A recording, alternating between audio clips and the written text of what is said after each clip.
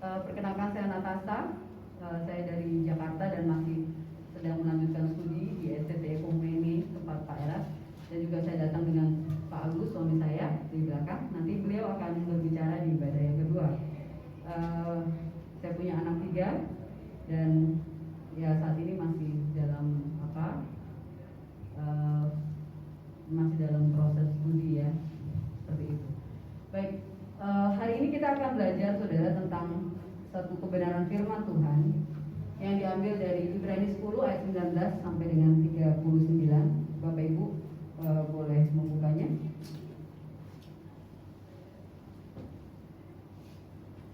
Ibrani 10 ayat 19. Ya, saya akan membacakannya ya, Bapak Ibu. Jadi saudara-saudara, oleh darah Yesus kita sekarang penuh keberanian dapat masuk ke dalam tempat kudus, karena Ia telah membuka jalan yang baru dan yang hidup bagi kita melalui tabir, yaitu dirinya sendiri.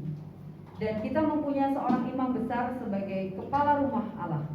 Karena itu marilah kita menghadap Allah dengan hati yang tulus ikhlas dan keyakinan iman yang teguh. Oleh karena hati kita telah dibersihkan dari hati nurani yang jahat dan tubuh kita telah dibasuh dengan air yang murni. Marilah kita teguh berpegang pada pengakuan tentang pengharapan kita, sebab Ia yang menjanjikannya setia. Dan marilah kita saling memperhatikan, supaya kita saling mendorong dalam kasih dan dalam pekerjaan baik. Janganlah kita menjauhkan diri dari pertemuan-pertemuan ibadah kita seperti dibiasakan oleh beberapa orang, tetapi marilah kita saling menasehati dan semakin giat melakukannya menjelang hari Tuhan yang mendekat.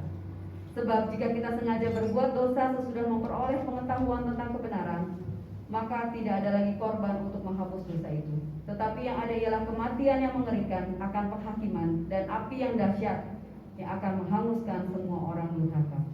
Jika ada orang yang menolak hukum Musa, ia dihukum mati tanpa belas kasihan atas keterangan 2 atau 3 orang saksi.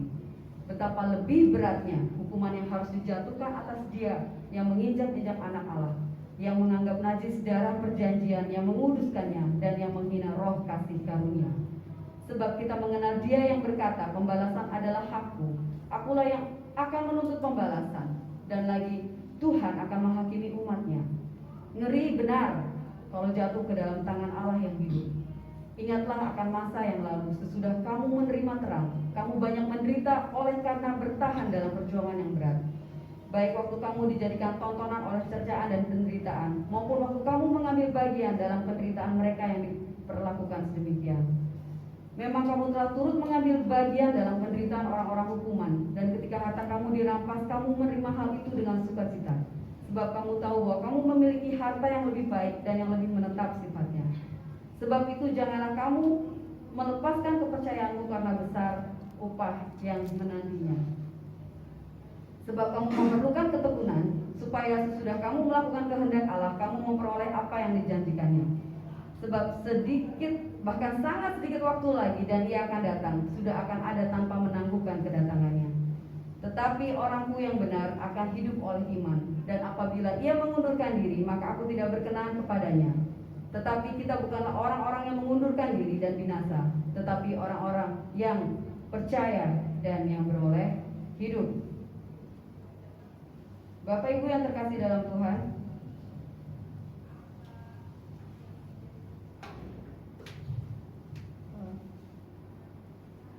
sebelum kita membahas lebih jauh tentang tema ini, yaitu not turning back adalah baik ketika kita melihat latar belakang dari kitab Ibrani ini ditulis ya. Bapak Ibu, kitab ini ditulis sekitar tahun 67 Masehi. Ditulis oleh seseorang yang tidak diketahui siapa, tapi dia seseorang yang sungguh-sungguh mendalami hukum Taurat, retorika Yunani, dan filsafat Plato. Dan pada saat itu ya, orang-orang Kristen di Italia itu sedang mengalami masa pemerintahan Kaisar Nero, di mana Kaisar Nero itu sangat terkenal di dalam kepemimpinannya dengan tegas, bahkan dia itu sampai membunuh ibunya sendiri dan bahkan istrinya. Pada saat itu kekristenan itu menjadi agama yang ilegal, tetapi Yahudi menjadi agama legal. Nah, orang-orang yang percaya kepada Kristus saat itu mengalami penganiayaan yang luar biasa, dari yang dimasukkan dalam kandang, dari yang hidup, dan banyak lagi masalah-masalah yang mereka alami. Saat inilah adalah masa di mana kekristenan memasuki masa kekelaman, saudara-saudara. Ya, dan pada saat inilah penulis menuliskan kitab ini untuk orang-orang Kristen di sana, supaya mereka bertahan dalam iman, supaya mereka tetap tidak berpaling dari Tuhan. Sebab mereka yang luput dari hukuman-hukuman dari Kaisar Nero adalah orang-orang yang pergi ke sinagog, dan mereka kembali kepada agama Yahudi, dan mereka harus menyangkali imannya bahwa Yesus Kristus adalah Mesias. Jadi kitab ini adalah kitab yang ditujukan untuk orang-orang Kristen di sana, dan juga kita yang ada di sini, untuk kita boleh tetap bergerak, ya, untuk jangan pernah berbalik dan maju terus. Nah, Bapak Ibu, tema kita hari ini adalah mengundurkan diri, upostelo, ya.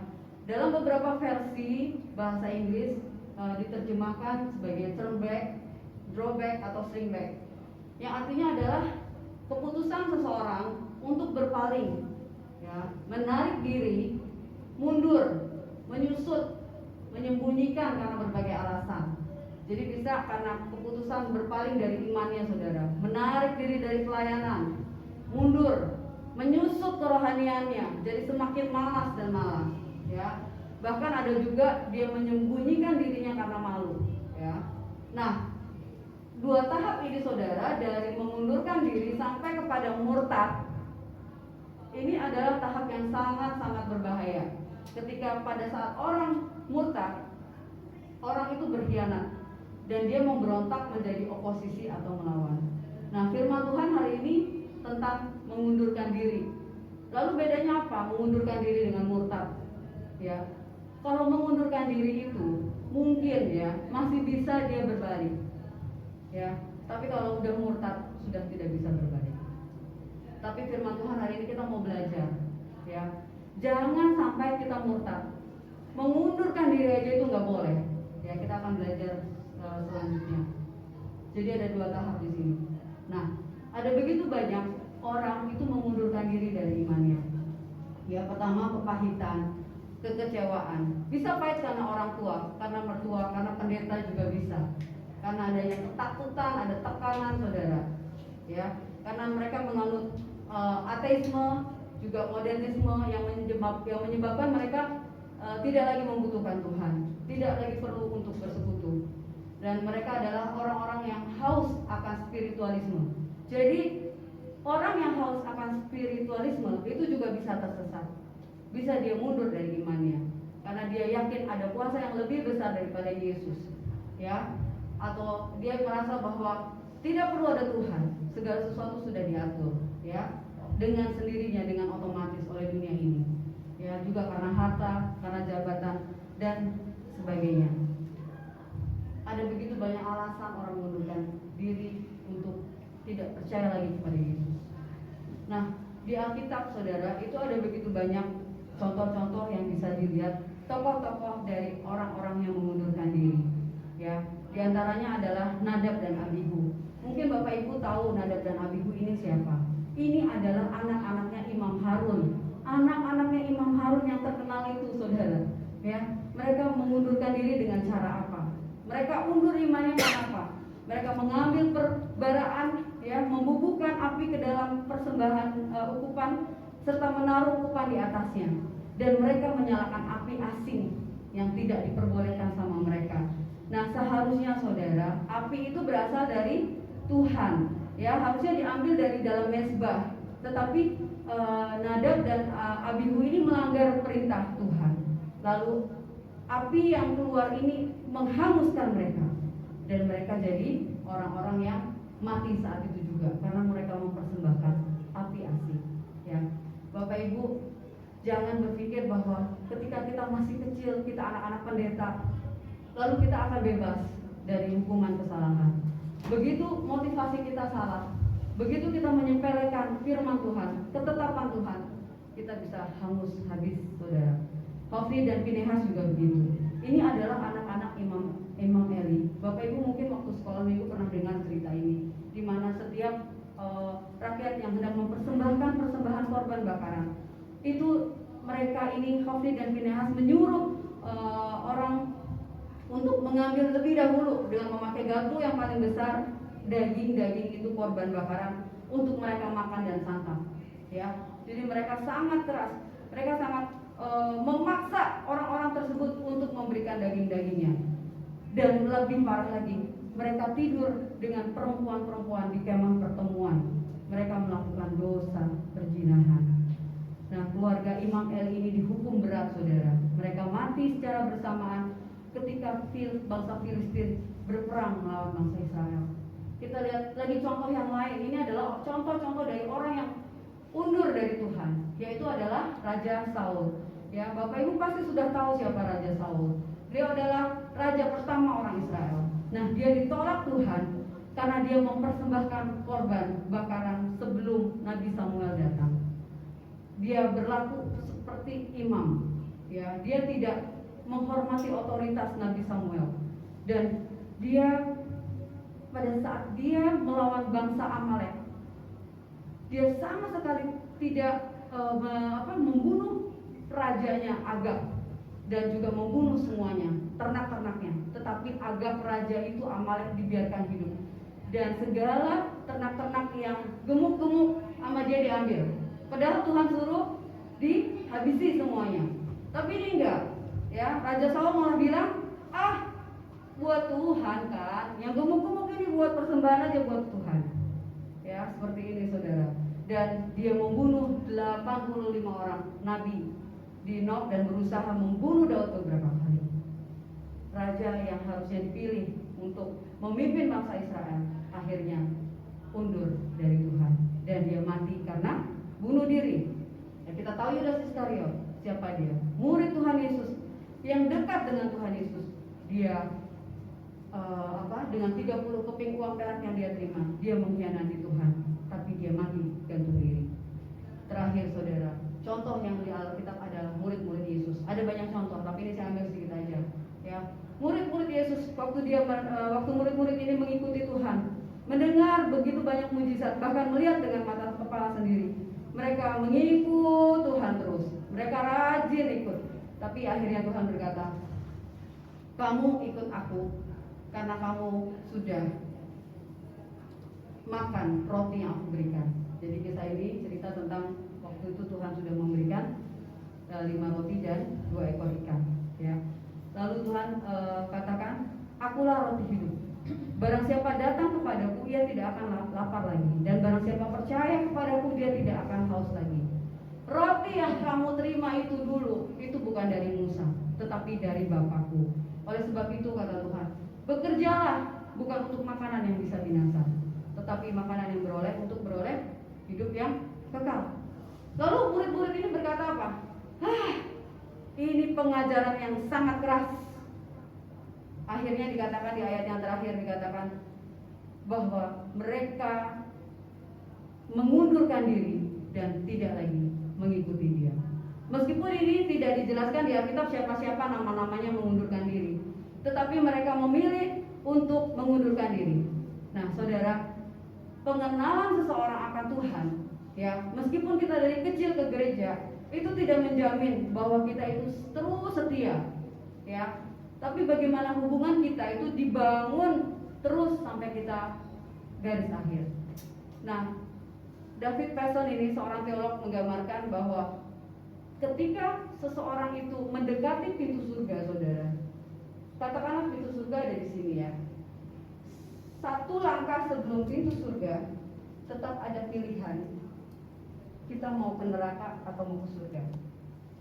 Jadi ketika dalam perjalanan hidup ini, ya, kita rajin ke gereja, kita baca Alkitab, kita rajin memberikan persembahan, kita tidak pernah bolos ke gereja.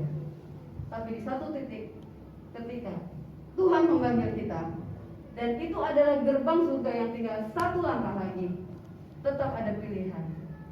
Kita mau ke pintu neraka atau ke surga. Seperti contoh-contoh ini tadi, ada begitu banyak orang di akhir hidupnya, detik-detik akhir hidupnya, mereka kecewa dengan Tuhan, dan mereka akhirnya menyangkal imannya, dan mereka padahal tinggal satu langkah lagi menuju pintu surga, tapi akhirnya mereka harus ke kiri dan ke neraka. Saudara, tidak menjamin berapa lama kita sudah menjadi Kristen, ya.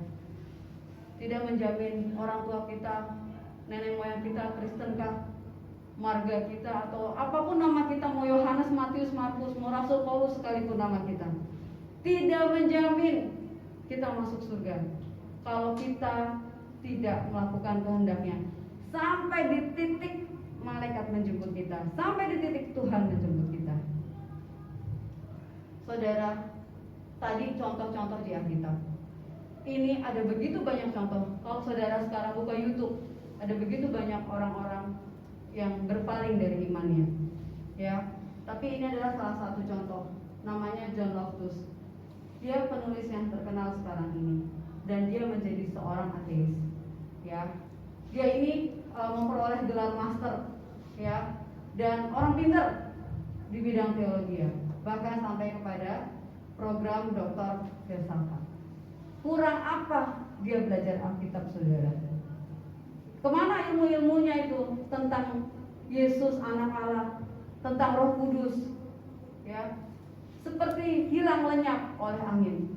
Pada satu titik tahun 1990-an, oleh karena perselingkuhannya, Loftus mengalami krisis iman dan akhirnya menolak agama Kristen. Bayangin, ini orang yang sudah mengikuti Yesus dan orang yang sangat pintar, ibaratnya kata baca Alkitab, tapi karena dia memiliki masalah-masalah, akhirnya dia meninggalkan imannya dan menjadi seorang ateis. Saudara, hati-hati juga ketika menemukan buku-bukunya. Buku-bukunya ini banyak sekali yang beredar dan sangat terkenal. Jadi beliau ini adalah orang ateis, ya, yang akhirnya sekarang dia menyangkal Yesus. Baik. Nah, saudara, bagaimana dengan Tuhan Yesus sendiri?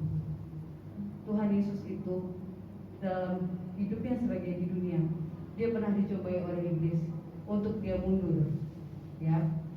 Iblis menawarkan dia kerajaan dunia dengan kemegahannya akan diberikan kepada Tuhan Yesus kalau engkau sujud menyembah kepadaku, ya. Demikian juga iblis itu saat ini pun menawarkan kenikmatan dunia yang sama kepada kita semua. Tapi Yesus saat ini sudah menjadi teladan. Dia menang. Dia tidak mengikuti iblis untuk menyembah Allah, untuk menyembah kepada iblis. Dia tidak mengikuti. Dia teguh, dia berkata, engkau harus menyembah hanya kepada Allah dan hanya kepada Dia saja engkau berbakti. Saudara, dalam situasi seperti ini ada begitu banyak pilihan yang diajukan kepada kita, ya. Sama seperti pengalaman suami saya juga dulu pernah begitu. Kalau mau naik jabatan, kalau mau naik ini, wah kayaknya susah kalau tidak tinggalkan iman, ya. Tapi ketika kita tetap teguh memilih iman kekristenan kita, maka mungkin memang penderitaan akan kita alami, kesulitan, tantangan akan kita alami. Tapi satu hal, kita harus mencontoh dari Tuhan Yesus.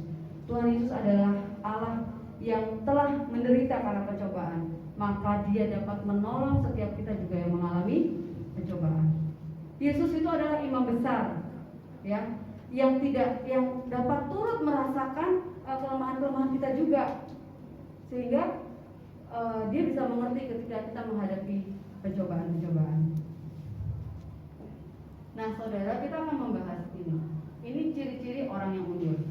Barangkali ciri-ciri yang akan kita bahas ini ada pada kita saat ini. Dan disinilah kita harus berhati-hati. Apakah saya sudah di titik mundur?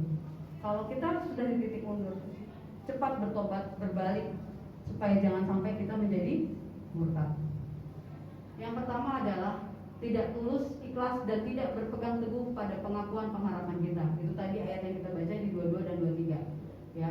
Saudara, ada satu ilustrasi seorang yang naik kapal dan tenggelam, ya, dan tidak ada seorang pun saat itu yang bisa menolong dia kecuali satu perahu, ya, satu perahu bot yang sudah penuh penumpang, dan untuk dia naik lagi malah perahu bot itu bakalan bisa tenggelam. Tapi akhirnya salah seorang di perahu itu melemparkan apa? Tambang untuk dia berpegangan. Dilemparkannya dan katakan, pegangan, pegangan, kamu pegangan ya, pokoknya pegangan. Karena apa? Yang tenggelam itu tidak mungkin naik ke kapal perahunya, sudah penuh saudara. Jadi dia memang satu-satunya dia untuk selamat adalah berpegangan sampai ke tepian. Ya, nah saudara, kalau saudara bayangkan saudara ada pada posisi ini, apakah saudara memikirkan, tasku mana ya? Sebentar, tasku ketinggalan, KTP-ku, handphone-ku. Tidak saudara ya, tidak memikirkan sekitarnya. Tidak juga memikirkan, aduh ada hiu, ada apa lagi nanti yang bisa menggigit aku. Yang dia fokuskan adalah apa? Dia berpegang kuat kepada tali tersebut agar dia selamat sampai ke tepian. Ya, nah dalam situasi seperti ini saudara, itu kita bisa diperhadapkan pada pilihan. Ya, kita menyerah, betul saudara, kita nggak kuat lagi, kita menyerah, kita lepas tali itu dan kita mati, betul? Atau kita bisa bangun, bangkit, semangat, dan kita benar-benar berjuang untuk tetap pegangan kuat sampai pada tepian, ke tepi pantai. Kemungkinannya cuma itu. Tapi di sini ditekankan, jangan pernah saudara turning back. Jangan pernah kembali menengok ke belakang. Jangan pernah kembali nyari HP-mu, handphonemu, tasmu segala macam. Bisa nggak selamat? Dan ini kita ingat akan peristiwa istri Lot. Ya, demikian juga di dalam kehidupan kita saudara. Dalam kehidupan kita sehari-hari, kita itu harus berpegang teguh pada pengakuan pengharapan kita akan iman kita kepada Yesus. Ada begitu banyak tawaran-tawaran dunia ini yang membuat kita jadi goyah. Kita jadi nggak tulus mengikuti Tuhan. Kita ikut Tuhan karena mau sembuh. Kita ikut Tuhan karena mau berhasil. Kita ikut Tuhan karena pekerjaan kita mau diberkati. Itu namanya kita nggak tulus saudara. Ya, tapi begitu hati kita tulus dan kita berpegang teguh pada pengakuan apapun yang terjadi Tuhan, aku tetap ikut Engkau. Seberat apapun kondisi dan situasi kita, jangan ada kata mundur. Katakan kanan kiri, jangan mundur. Ya. Jangan fokus kepada harta, jangan fokus kepada apapun, tetapi sungguh-sungguh kita fokus kepada tambang. Tambang itu adalah iman kita, pengharapan kita.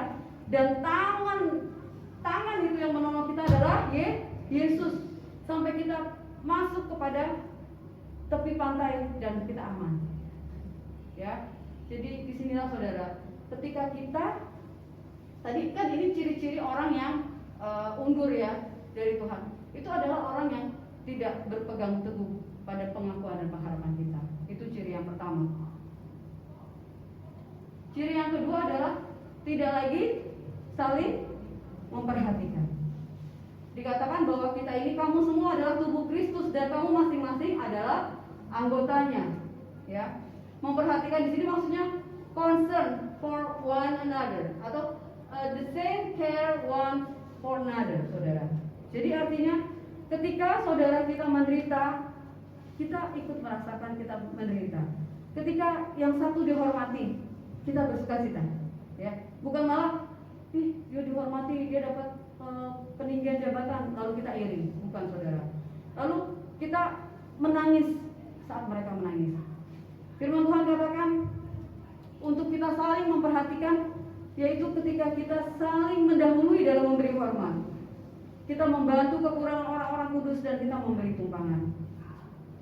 Satu lagi yang paling penting adalah ketika kita saling memperhatikan, itu juga termasuk menegur mereka yang hidupnya tidak tertib, hidupnya tawar hati, menegur mereka yang berbuat dosa. Ya, jadi jika kita tidak lagi saling memperhatikan satu dengan yang lain, hati-hati saudara, itu ciri-ciri orang yang mau mengundurkan diri. Ya. Yang berikutnya, oke. Ciri yang berikutnya adalah menjauhkan diri dari pertemuan ibadah kita. Ya. Di sini dikatakan saudara, ketika kita itu menjauhkan diri dari pertemuan-pertemuan ibadah, itu akan mempengaruhi kerohanian kita. Sebab tujuan dari pertemuan ibadah kita itu adalah untuk yang pertama itu kita meneliti hukum yang sempurna. Itu dikatakan di Yakobus 1 ayat 25, saudara. Meneliti hukum yang sempurna. Bagaimana mungkin kalau kita tidak datang bersekutu kepada Tuhan, dengan kesadaran sendiri orang kecenderungannya malas, betul? Malas untuk meneliti hukum yang sempurna. Hukum yang sempurna itu apa? Firman, ya. Jadi ketika kita bersekutu bersama dengan teman-teman seiman, itu kita meneliti hukum yang sempurna. Dan yang kedua, kita belajar mengekang lidah kita, ya. Karena firman Tuhan apa? Kalau kamu bersekutu, kamu beribadah, tapi kamu tidak mengekang lidah kita ini, omongan kita, maka sia-sialah ibadahmu. Sebab dengan kita ini bersekutu kepada Tuhan, kita ini jadi belajar tidak ngegosip, ya. Mulut kita yang keluar adalah mulut firman, mulut saling menyemangati, bukan untuk mulut untuk gosip-gosip, ya. Dan kita punya kepekaan untuk menolong sesama kita, ya. Kita juga turut mengerjakan pengetahuan yang baik di antara kita untuk Kristus. Jadi dengan kita bertemu dalam ibadah-ibadah itu, kita bisa saling satu sama lain saling mengingatkan, saudara, ya. Ini yang nomor berapa? Nomor 3 ya. Soalnya nggak kelihatan. Nah, ini yang berikutnya adalah sengaja berbuat dosa, hamartano, sesudah memperoleh pengetahuan tentang kebenaran. Ya, itu ayat 26. Jadi kita ini dikatakan undur dari Tuhan ketika kita sengaja berbuat dosa, padahal kita sudah mendengar tentang kebenaran, ya. Nah, ayat ini bermaksud dosa di sini adalah artinya kemurtatan. Murtad, ya, dia berbalik iman, yang tadi seperti saya jelaskan di yang awal, ya. Mungkin udah tahap yang parah, bukan cuma sekedar undur dan malas, tapi murtad atau kametsin. Jadi dosa yang disengaja. Nah, di sini ya saudara, dosa itu tidak hanya berupa tindakan pelanggaran yang disengaja atau tidak disengaja, tapi setiap keinginan melakukan tindak kejahatan. Baru keinginan, katakan sama-sama, keinginan aja. Keinginan, ya, itu sudah masuk ke dalam dosa, saudara. Belum dilakukan nih, belum, masih di dalam pikiran, keinginan, ya. Itu sudah menjadi kejahatan sendiri. Sedangkan perbuatan dosa adalah pertanda dari hati yang berdosa. Di Markus 7 ayat 20 sampai 23 dikatakan, apa yang keluar dari seseorang itulah yang menajiskannya. Sebab dari dalam, dari hati orang timbul segala pikiran jahat, percabulan, pencurian, pembunuhan, perzinahan, keserakahan, kejahatan, kelicikan, hawa nafsu, iri hati, hujat, kesombongan, kebebalan. Semua hal-hal jahat ini timbul dari dalam dan menajiskan orang, ya. Di 1 Yohanes 3 ayat 4 dikatakan, setiap orang yang berbuat dosa melanggar juga hukum Allah, sebab dosa ialah pelanggaran hukum Allah. Jadi dosa yang dimaksud di sini adalah di Roma 6 ayat 12, sebab itu hendaklah dosa jangan berkuasa lagi di dalam tubuhmu, supaya kamu jangan lagi menuruti keinginannya. Dosa di sini hamartia. Berbeda dengan dosa yang tadi itu sudah sampai kepada tahap murtad. Kalau ini kemelesetan. Kita gagal lagi gitu ya, jatuh lagi. Nah, tapi saudara perlu ingat, ya. Siapa yang rumahnya seperti ini? Saya rasa di Semarang nggak ada. Semua rapi-rapi semua, ya. Nah, orang kalau sudah punya rumah seperti ini, bingung. Ini baru satu ruangan yang kesorot, ya. Tapi kalau dari ruang tamu sampai dapur itu seperti ini, saya rasa setiap kita bingung mau dari mana mau mulai membersihkannya, betul? Ya, karena udah acak-acak kayak gini, udah pusing ngeberesinnya. Beresin begitu lagi. Nah, saya sering sih beberapa kali bertamu ke rumah orang-orang yang situasi rumahnya seperti ini, ya. Tapi saya yakin di sini nggak ada, semua rapi-rapi.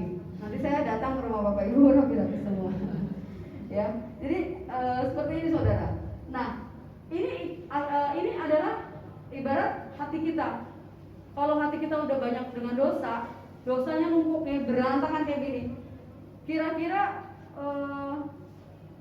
sulit nggak untuk kembali memulai ngeberesin diri satu-satu? Butuh ekstra perjuangan, ya saudara, ya. Butuh benar-benar keinginan yang kuat, butuh motivasi yang kuat supaya rumah menjadi seperti ini, ya.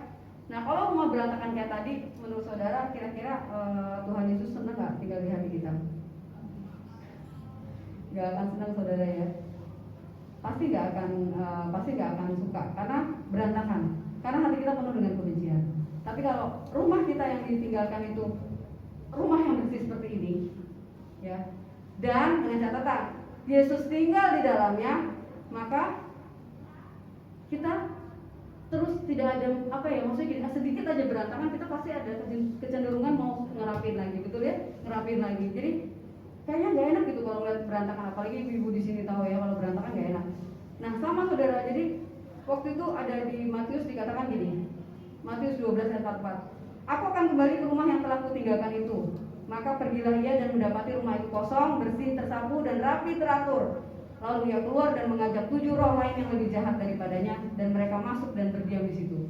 Jadi saudara, biarpun hati saudara bersih seperti rumah ini, tertata rapi untuk sesaat, tapi kalau saudara tidak isi dengan firman Tuhan, saudara tidak mempersilahkan Yesus tinggal di sini, ya, itu akan tetap datang lagi, dan itu akan menjadi semakin dosa. Ya, kalau sudah terus berbuat dosa, kita sudah susah untuk kembali kepada Tuhan. Nah, yang kelima, ini ciri-ciri yang terakhir orang yang mundur dari Tuhan adalah orang yang tidak lagi bertekun. Ya, bertekun itu apa saudara? Upaya untuk bertahan, meneguhkan hati yang disertai dengan kesabaran dan tidak hilang harapan sewaktu menghadapi rintangan, penindasan, cobaan atau godaan.